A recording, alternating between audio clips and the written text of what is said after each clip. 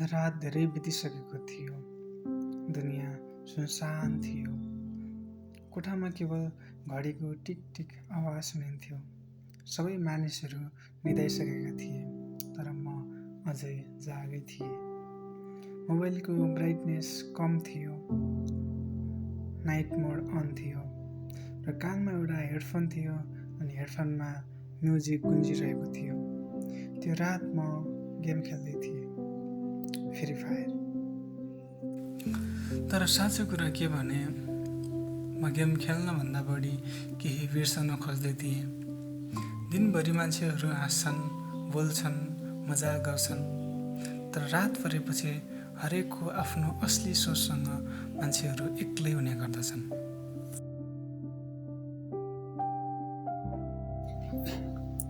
अनि मैले क्यारेक्टर लिएर म्यापमा दौडिन थालेँ, जुन म्याप नाइट मोडमा थियो। जस्तो चारैतिर अन्धकार जस्तो, कहिले इनिमीको गन साउन्ड, कहिले फुट स्टेप, कहिले अचानक आउने डेन्जर जोन। अचम्म लाग्थ्यो।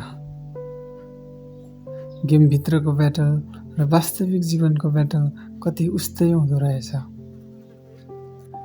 कहिलेकाहीँ जीवनमा हामीले पनि सेफ जोन खोजिरहेका हुन्छौँ, कहिले कसैबाट भागिरहेका हुन्छौँ, कहिले कसैलाई इम्प्रेस गर्न खोजिरहेका हुन्छौँ, कहिले आफैसँग हारिरहेका हुन्छौँ।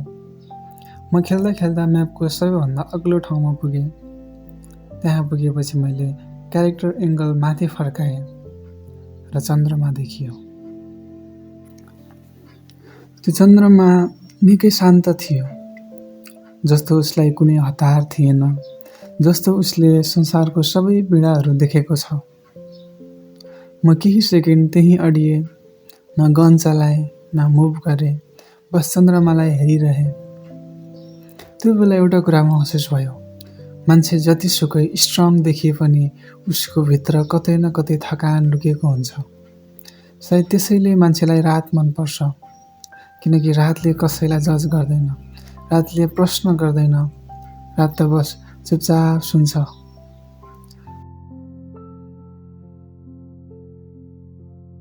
अचानक मैले क्यारेक्टरलाई दौडाउन थालेँ र त्यो विशाल चन्द्रमातिर हेरेर क्यारेक्टरलाई जम्प गराएँ। त्यो जम्प केवल गेम मुभमेन्ट मात्र थिएन, त्यो एउटा फिलिङ थियो। डरमाथि उफ्रने, हारमा उठ्ने र अर्काले बनाएको लिमिटलाई कुल्चने। त्यो बेला मैले सोचेँ, हार्नु नराम्रो होइन रहेछ, फेरि उठ्नु छोड्नु नराम्रो रहेछ।